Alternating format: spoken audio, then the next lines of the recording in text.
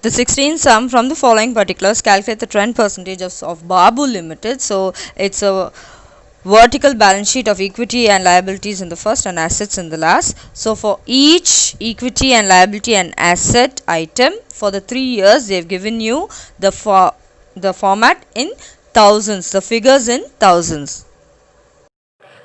Next, let's have a look at the 16th sum. It's also a trend percentage of Babu Limited. Here they've given first year, second year, third year. So I've written down the format. This is a balance sheet. So simply I have to just copy what is there in the problem. I have to copy the particulars correctly as it is in the problem. Now my next step, I have to write down the values of those particulars in the correct column. There is no addition, no subtraction, nothing in this particular balance sheet because everything is given to you in the problem itself. So after copying the values, we must calculate the percentage. So now I have copied down the values or the figures from the problem exactly the way it was. No addition, no subtraction. Next, let's go into the trend percentage. So as I told you, these three columns are going to be trend percentage. These three columns are going to be the rupees. So here the rupees.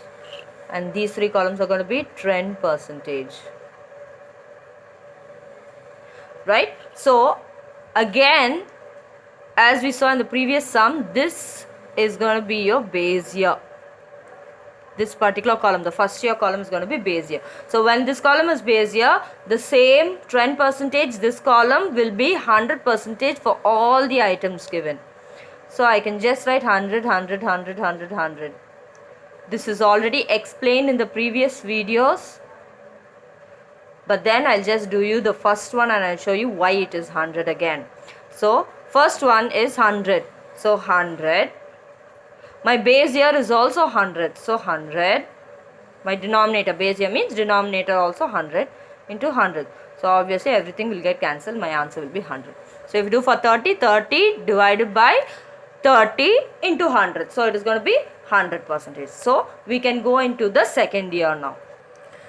So second year it is going to be 127. So 127 divided by 100 into 100. So it's going to be 127 only.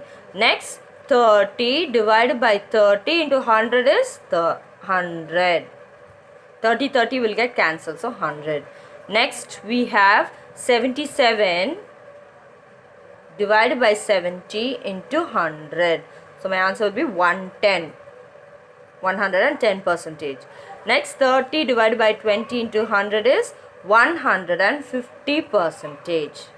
Next, 264 divided by 220 into 100 will give me 120%. So whatever you do for the total column is going to be the same for both assets and liabilities. So you can just write, as soon as you finish that, you can write off 120 here too, the total column, because it's the same. 264 divided by 220 will give you 120.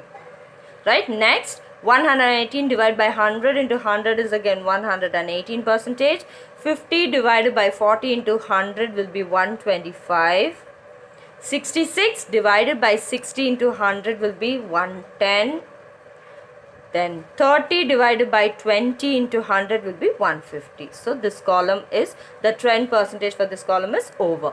Now for the third year, that is the final year. So 106 divided by 100 into 100 will be 106. Next, 45 divided by 30 into 100 will be 150. Next, 84 divided by 70 into 100 is 120. Next, 40 divided by 20 into 100 will be 200. Next, 103 divided by 100 into 100 is 103 again. 60 divided by 40 into 100 is 150.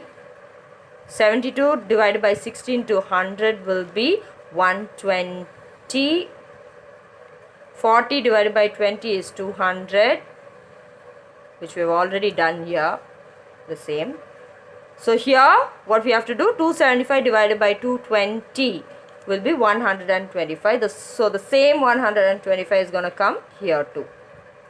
So it's a simple sum, a very easy sum, and you have chances of it getting in your 5 marks for your 12th standard board exam. So please learn it up.